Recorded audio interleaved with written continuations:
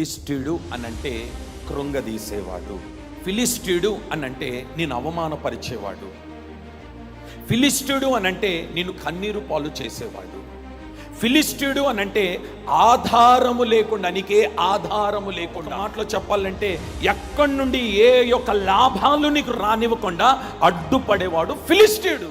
నీకు ఉద్యోగం లేకుండా చేసేవాడు ఫిలిష్తీయుడు, నీకు వ్యాపారం లేకుండా చేసేవాడు ఫిలిష్తీయుడు, నీకు ఆరోగ్యం లేకుండా చేసేవాడు ఫిలిష్తీయుడు, నిన్ను కృంగదీసేవాడు ఫిలిష్తీయుడు, నిన్ను కలవరపరిచేవాడు ఫిలిష్తీయుడు, నిన్ను కన్నీరు పాలు చేసేవాడు ఫిలిష్తీయుడు, నువ్వు ఓటమి పాలవ్వడానికి కారణము కూడా ఫిలిష్తీయుడే. కానీ దావీదు అంటాడు, అలాంటోడికి నేనెందుకు భయపడతాను?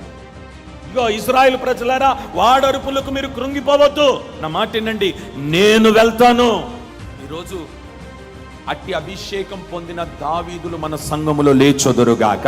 ఫిలిష్తీయునితో పోట్లాడగలిగిన ఒక రోషము కలిగిన విశ్వాసులు లేచొదురుగాక.